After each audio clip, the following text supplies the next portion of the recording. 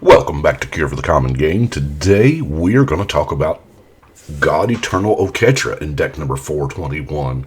But first I want to give a shout out to Magic Clicks Tabletop Games for being a patron. Thank you so much. And if y'all would like to become a patron, you can head on over to Patreon / Cure for the Common Game. But let's talk about zombie gods. This is probably my favorite one of the God Eternals. 3/6, double strike, nothing to sneeze at, of course, 5 mana. But that ability is that's where I stuck. That's where my head would not leave, is that first ability. Cast a creature spell, create a 4/4 zombie with vigilance. Sure, why not? Now, yeah, it's got the long-term plans like all the other guys do, but I heard a really cool name for that last line. Tuck 3. That's what I'm going to call it, Tuck 3. Anyway, so my first thought with God Eternal Oketra was to, whip out every 1-drop in the world and just, play 1-mana creatures and get 4/4 zombies and live the high life, and then somebody is going to wipe the board and I'm going to be sad. So, I didn't do that. So first, let's get into the mana, because number one, we've got to cast God Eternal Oketra, and since our creatures are buy one, get one free, actually the one we get free a lot of times is better than the one we bought, so you're gonna kind of want to hold on. I mean, I haven't played this yet, but I get the feeling that if you cast a creature and Oketra's not out, it's gonna feel like you're losing value because you didn't get that 4/4. So we gotta have some mana ramp. Of course, I have a Soul Ring, Marble Diamond. You gotta have the Monument. Now the Monument here is key. We'll get to this. The fact that the white creatures cost 1 less to cast. Oh, and you get a 1/1.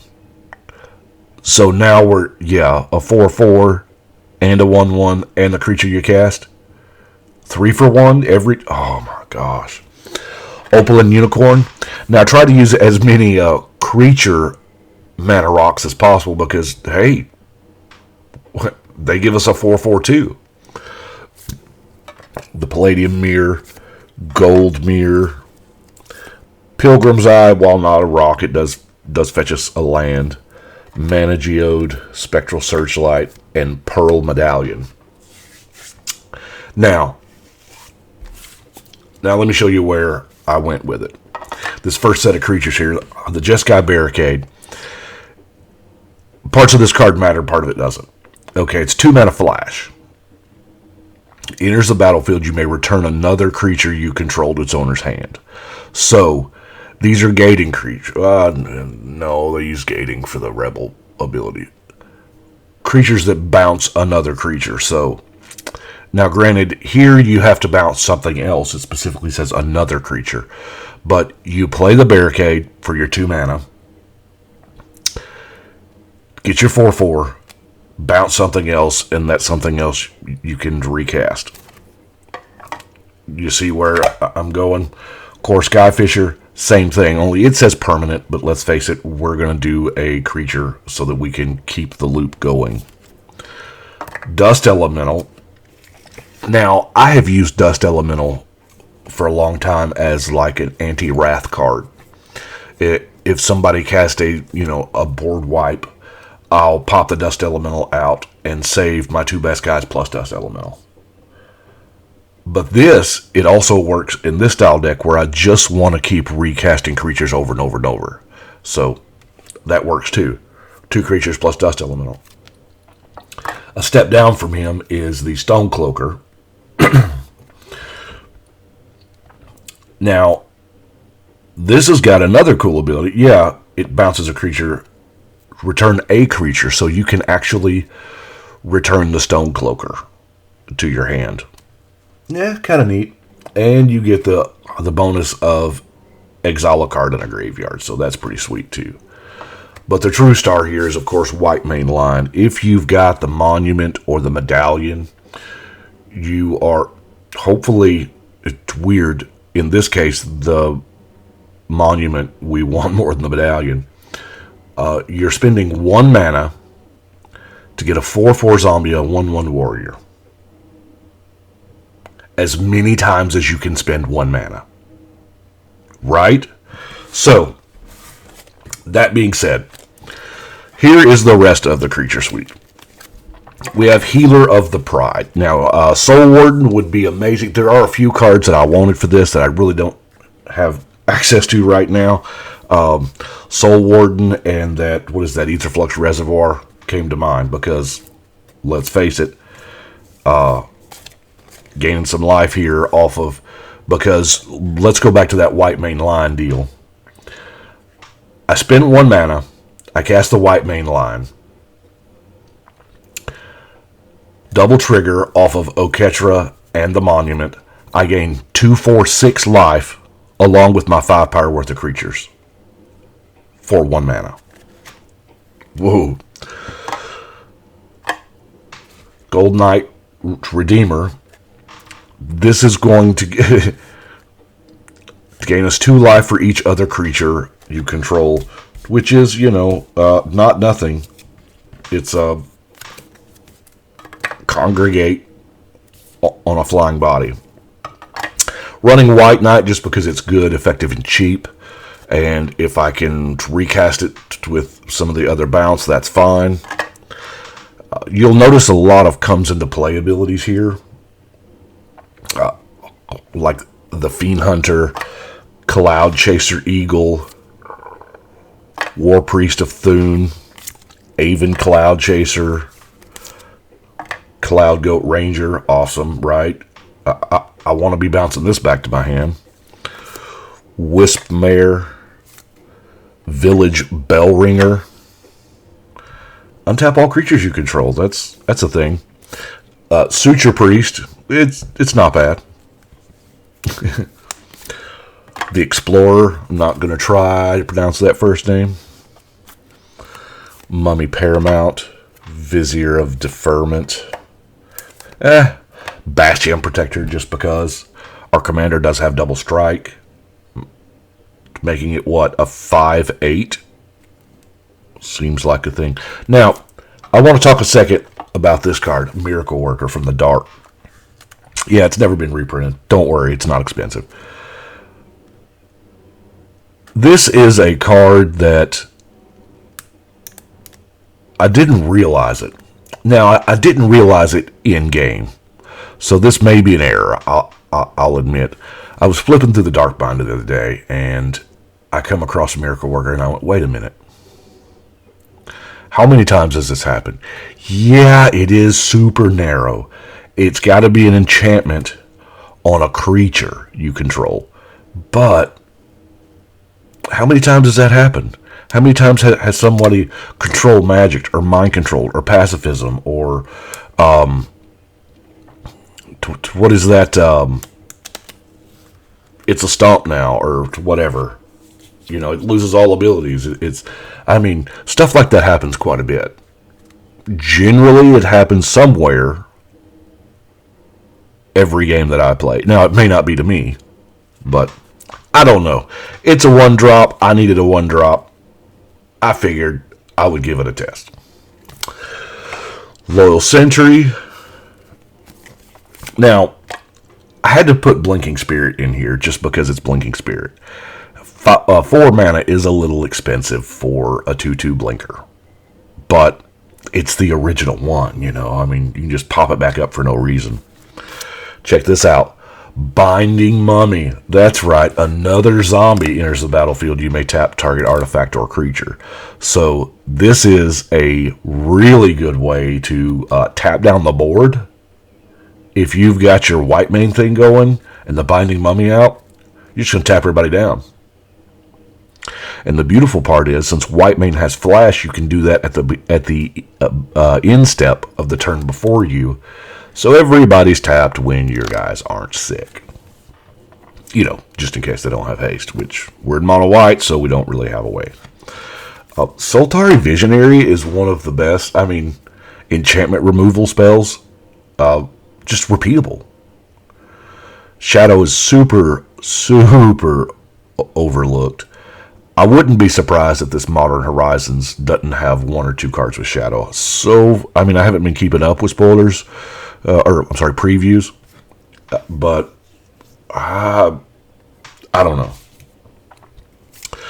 Palace Jailer here again comes into play, and the Monarch's a card draw thing. We need it. Loyal Unicorn. Yeah, prevent all combat damage to be creatures you control. That's cool. Walking Ballista. Now, Walking Ballista has has a real possibility of being abused, because however many counters it has on it, you remove it all but one, and then bounce it back to your hand and recast, and so forth and so on. Now, with all this crazy random life gain, Ajani's Pridemate. Actually, Ajani's Pridemate was the card that pushed me in that direction, because I was like, well, you know what? I've got all this, popping in and out and gaining life, and I could very easily pivot. Now, probably both of the Soul Sisters, the Soul Warden and the one from Rise of the Eldrazi, I can't remember her name. But now, this is the old version. It's weird how I'm saying the M19 version is the old version. It still says you may. This is not optional anymore. You just do it. You gain the counter.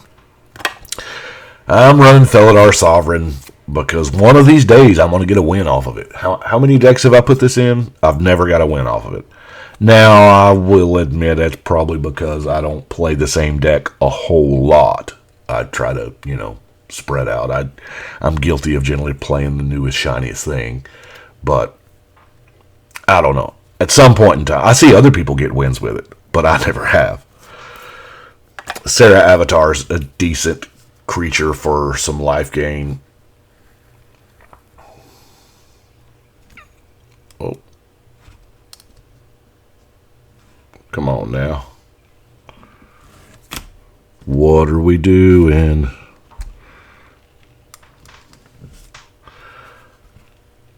There we go. And our last creature. Yeah, stop laughing. Just go with me here. Angry Mob, right?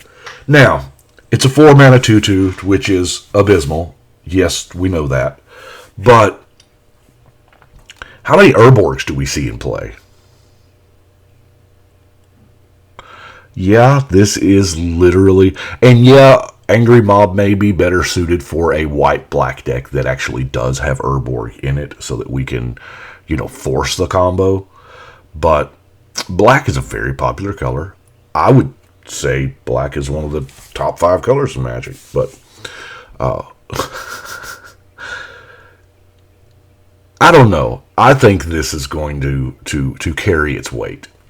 If not, hey, we've got a million other cards to replace it with, right? Let's look at some white zombie cards. I love it. This is I'm not going to say giant growth because it's sorcery speed, but +3/+3 and flying, not bad. And then, of course, it's going to come back when you get a zombie if you got the white mana to pay. In Oketra's name. What? It's just made for the deck, right? And then Time to Reflect. This is a 1-mana removal spell. Yeah.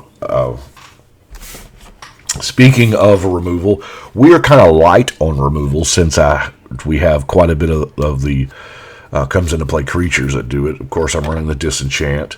Now, people look at Illuminate and they think, man, that's weird. That's a white counter spell. But you know what? There's not a whole lot of difference in Illumination and Disenchant. I mean, don't get me wrong, there is difference. Illumination can stop the activation because it's before it actually comes into play. A Disenchant, they can respond by activating the artifact because it has to be in play. But flavor-wise, Really close. So it's not that hard to believe that they would make it. Actually, it's not that hard for me to believe that they'd print it now.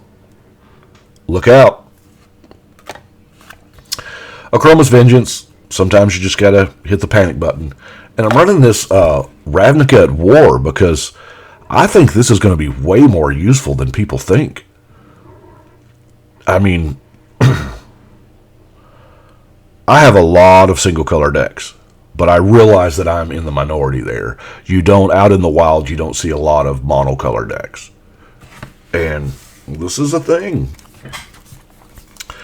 Let's see what else we got. Of course, we got a Reconnaissance.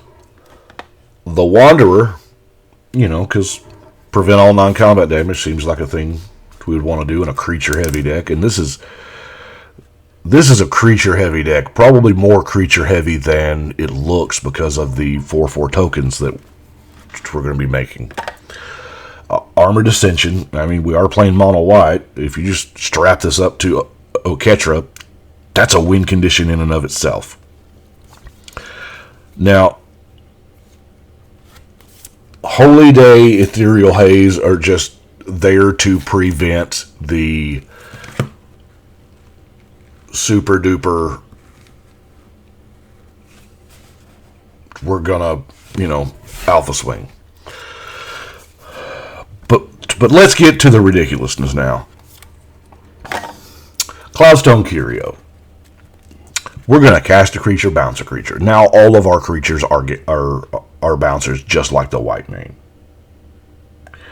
I'll admit this may not be the perfect deck. This is my last Cloudstone Curio, and there are probably better decks, and I know there's some decks coming up in the future. Oh my gosh, Urza.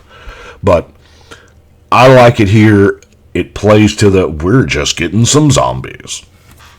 And since we are getting some zombies, the Cathar's Crusade, wow. Now, it's a good thing I have a rather large dice box, but there's a part of me that wants to go in there and take out all the 6-siders and replace it with 20-siders. Because, let's face it, man, this is going to get out of hand because you got 2 creatures entering at a time, in theory. Eldrazi Monument. We will not have a problem feeding the Monument a creature a turn. It can eat one of those tokens, especially if you've got the other Monument out, and you can feed it the 1/1 warriors, or feed it the 4/4s. I'm pretty sure we're going to make so many it doesn't even matter. Whisper Silk Cloak, of course, is just there to protect Oketra. Smothering Tithe. From my experience, I've never seen anybody pay the 2. This card is as good as is hyped. Bond of Discipline. Tap all creatures your opponents control. Is it just me, or does this not sound like 5 mana win the game in this deck? Gideon's Sacrifice.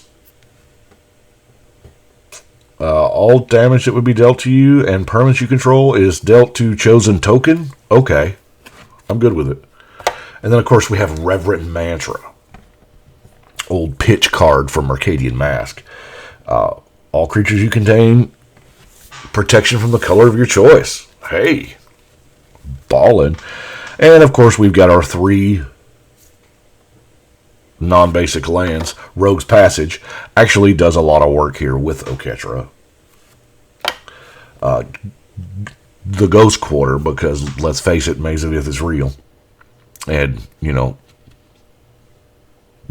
special lands are real, so let's, I don't have as many Ghost Quarters as I'd like. And the last one, Forbidding Watchtowers, just in case something happens. Or if I need to make it a creature to buy, I don't, it's just good to have that option. Well, that is what I have got. I do have the deck listed up on Archidect, where I have gone back. I have listed my first 10 decks, 1 through 10. And as I have Deck Builder's block, which, by the way, the The rest of the decks in War of the Spark are very, very challenging for me. I want to go in directions that I don't have the cards for, so hence the deck builders block. So I'm finishing them slowly, so I will probably move over to the Patreon mythic level deck suggestions. So I know one or two of y'all have sent in your deck suggestions. Please hit me up again. I can't seem to find that link, but you can throw it out there in the Discord channel or what have you. Email it, smoke signal it, whatever you got to do. But I'll put the end goal is to have all of the decks listed on Architect. Now, there were in the middle here, there was a couple of hundred decks that I just never listed. I just never deck listed on any site, and I've jumped around later on through a couple of different sites, but Architect has all the features I've been looking for. I haven't been 100% happy with any of the deck listing sites, but I am with Architect. You know, you can pick the editions, and you can mark it as foil, and it even has the promos and stuff. I mean, and not only deck value, but you can add the deck to your collection, and so when this is all over with, we're gonna have a value of the wall here, which is scary. I may not want to know that, but anyway, I'm rambling now. I do appreciate y'all watching. Y'all let me know what you think, and I think right now we're gonna shuffle and cut.